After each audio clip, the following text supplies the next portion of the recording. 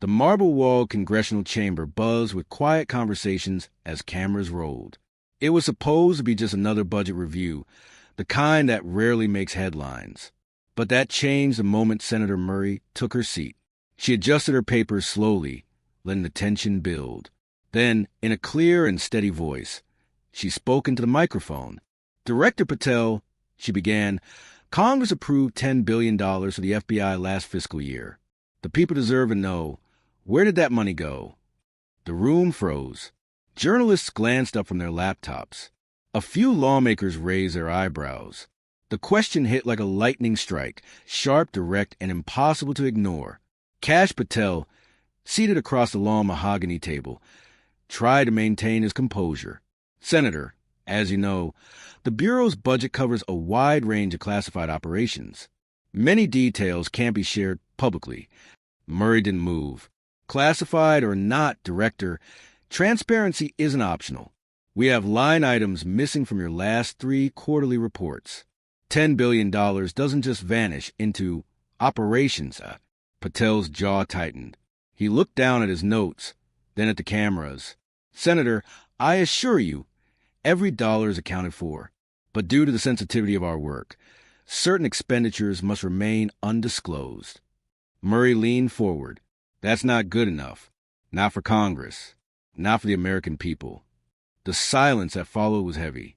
Reporters could feel a story forming, the kind that explodes across every network by nightfall.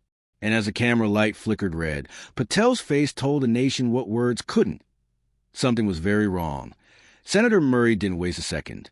She reached for a thick folder filled with highlighted pages and turned one toward the cameras. "Director Patel," she said, her tone sharper now, "these documents come straight from your department's own financial records. According to these reports, more than $3 billion were transferred to private contractors. Companies with no federal registration, no listed addresses, and no oversight. How do you explain that?" A low murmur spread through the chamber. Members of Congress leaned in. Patel blinked rapidly, visibly uncomfortable. "Senator, as I mentioned, some of these payments are linked to confidential operations. Revealing their nature could compromise national security." Murray raised an eyebrow.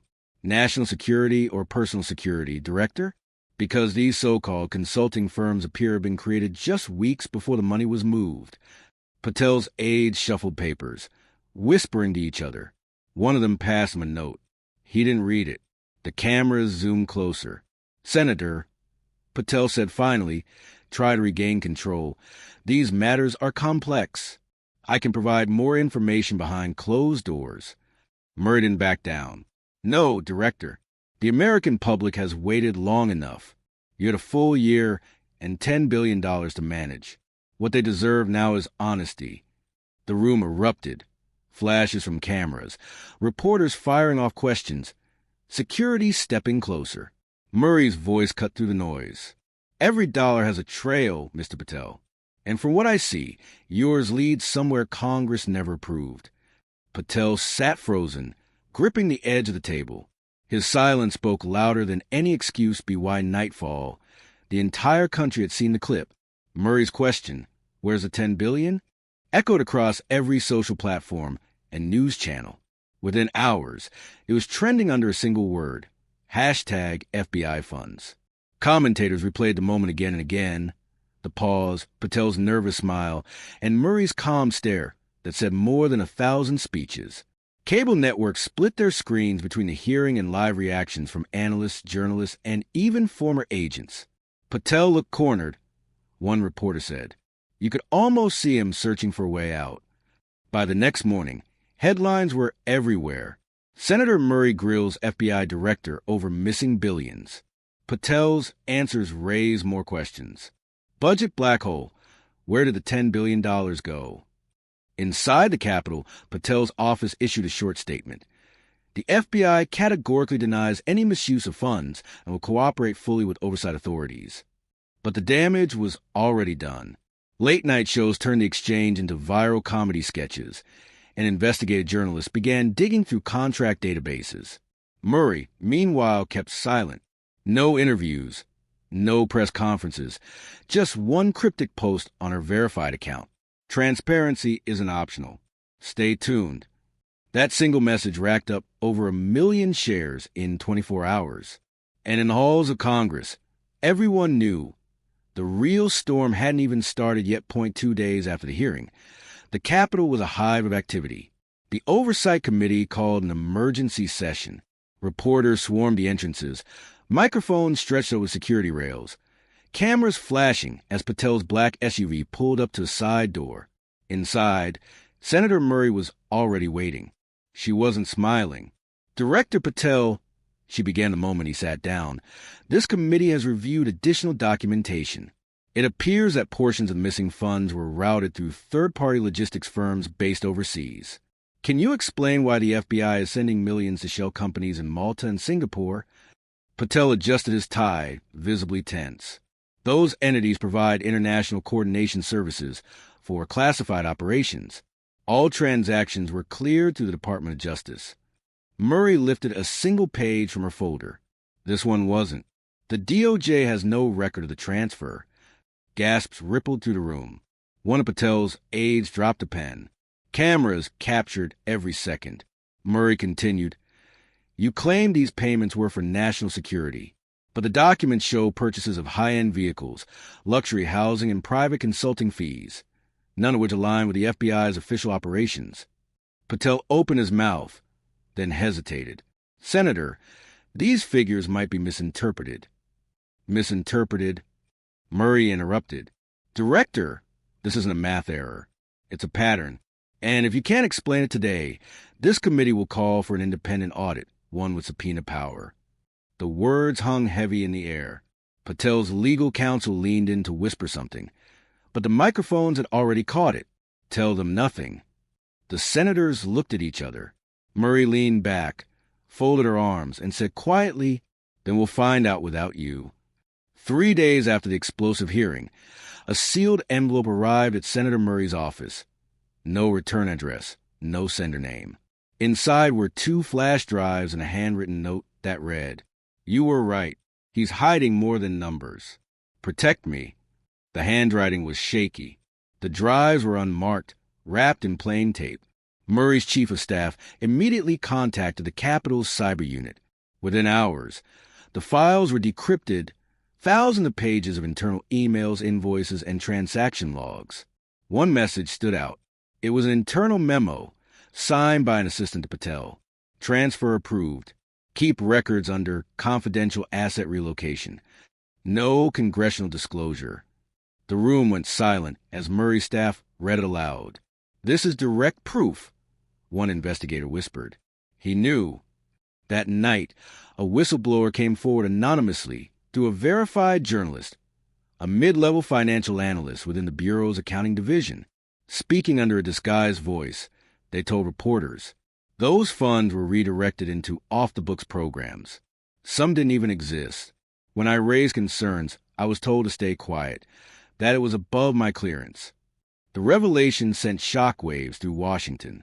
Major outlets interrupted regular programming with the headline, "FBI Insider Confirms $10 billion Budget Irregularities." By morning, the whistleblower's words were everywhere. Patel's office denied everything, calling it an orchestrated smear campaign, but the nation wasn't convinced. Meanwhile, Senator Murray prepared for the next hearing. This time, she wasn't coming with questions. She was coming with evidence. The next hearing was standing room only. Every seat was filled with reporters, staffers, and government officials who could sense that something historic was about to happen. Senator Murray walked in holding a thick binder, not of papers, but of proof. As the cameras flashed, she placed it on the table with a heavy thud that echoed through the chamber. "Director Patel," she began, voice steady and cold. "Last week, you told this committee that every dollar of your $10 billion budget was accounted for. Today, I'm submitting evidence that proves otherwise." She opened the binder and began distributing copies to the committee members. Inside were transaction logs, secret correspondence, and invoices tied to Patel's approval codes. Each one bore the same signature. His. "Here," she said, pointing to projection on the screen, "is a transfer of $200 million labeled as equipment procurement. But the recipient isn't a defense contractor. It's a shell company registered to an offshore account. Care to explain that, Director? The room erupted in whispers. Patel's lawyer tried to object, but Murray raised her voice over noise. This is public money, Director. These aren't allegations anymore. They're receipts. Patel looked cornered. His hands trembled as he flipped through the documents. These files could have been fabricated. Murray interrupted. They were verified by the Treasury Department this morning. The crowd gasped. A flash from the back of the room caught Patel's stunned expression. Reporters instantly posted screenshots. Within minutes, clips from the hearing began flooding social media under a new tag, #MurrayFiles. As Patel sat speechless, Murray delivered her final words of the day. The truth isn't classified, Director. It's just been hidden until now. The gavel slammed. The session adjourned. But outside, the world was already reacting, and the fallout was just beginning to be why sunrise. Every major news network in the country was running the same headline. FBI Director Patel under fire after explosive budget hearing. Clips of Murray dropping the binder were replayed in slow motion, a moment that symbolized accountability, courage, and the end of political silence. On social media, millions watched and commented as new information poured in. The Justice Department issued a short, cautious statement. We are reviewing the document presented before the Senate and will cooperate fully with the ongoing inquiry. Behind closed doors, things were far less calm. Sources inside the FBI confirmed that internal servers were being locked down and several financial officers were placed on administrative leave. One of them reportedly tried to resign overnight, but was stopped by investigators. Cable news panels lit up with debate. This could be one of the biggest accountability hearings in modern history, said one analyst. Another added, Murray didn't just ask questions, she detonated a political bomb. Even members of Patel's own department began speaking off the record. He knew the numbers didn't match, one anonymous agent told a journalist. We were told to file under confidential expenditures and move on. Meanwhile, outside the Capitol, crowds gathered with signs reading, "Show us the $10 billion," and "Transparency is not classified." Inside her office, Murray watched the live coverage quietly. She wasn't celebrating. Truth isn't victory, she told her aide. It's just the beginning. The aide nodded. Do you think he'll step down? Murray looked out the window toward the Washington skyline. If he doesn't, the evidence will make that decision for him. 3 days after the Senate hearing, Washington woke up to chaos. A major news outlet released an audio recording allegedly featuring FBI Director Kash Patel, and it changed everything. The clip, just over 2 minutes long, began circulating online at dawn. If the committee starts digging, we move the funds again, Patel's voice said. What about the oversight logs? Another voice asked. Delete them. Nobody checks the offshore accounts. Within an hour, the recording was trending nationwide. News anchors interrupted morning broadcast mid-sentence. Breaking news, one host announced. A leaked tape appears to capture FBI Director Patel discussing the concealment of funds tied to the $10 billion controversy. Patel's office immediately denied the recording's authenticity, calling it a deep fake. But experts quickly stepped in. Cyber forensic analysts compared the voice to previous public recordings, and the match was 99.6% accurate. In Congress, the reaction was swift. Senator Murray held a press briefing that same afternoon. Standing before a sea of cameras, she spoke firmly. If this recording is verified, and all signs point to that, then what we are witnessing is not just financial misconduct. It's a deliberate deception of the American people. Reporters shouted questions, but Murray raised her hand for silence. This investigation is no longer about missing money. It's about the integrity of our institutions. And we will not stop until the truth is fully exposed. That night, Patel's security detail was doubled. Anonymous sources confirmed that federal agents had seized several devices from his residence. The leak had turned a political scandal into a full-blown national crisis, and the walls around Patel were closing in fast. By the next morning, Washington was in full lockdown mode. News helicopters circled over the FBI headquarters as black SUVs streamed in and out. Something was happening, and everyone could feel it. At 9:42 a.m., An alert hit every major outlet. Federal prosecutors approve arrest warrant for FBI Director Kash Patel. The Justice Department released a brief statement moments later. Following the presentation of verified evidence, a federal warrant had been authorized for the arrest of Director Patel on charges of financial misconduct, falsification of records, and obstruction of oversight. The announcement sent shockwaves through the nation. Reporters rushed to the Capitol, where Senator Murray was already surrounded by microphones. "This isn't a victory," she said solemnly. "It's accountability. Our institutions only work when truth outweighs power." Outside, crowds erupted, some cheering, others stunned into silence. On social media, #accountability now shot to the top of trending lists within minutes. Meanwhile, inside FBI headquarters, agents moved quietly through the building. Patel was in his office, surrounded by aides and lawyers, when federal marshals entered. He stood slowly, face pale but expression defiant. "You don't know what you're doing," he muttered. One agent replied calmly, "Sir, you have the right to remain silent." As Patel was escorted out through the side entrance, cameras caught the moment.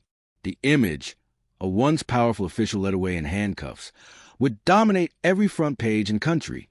In her office, Senator Murray watched the live footage. Her expression didn't change. She simply whispered, "Now the real work begins." Because even with Patel in custody, there were still billions unaccounted for and names on the documents that hadn't been mentioned yet. Weeks passed since the arrest, but the storm hadn't quieted. It had only grown. A full-scale federal audit revealed that the missing $10 billion wasn't lost.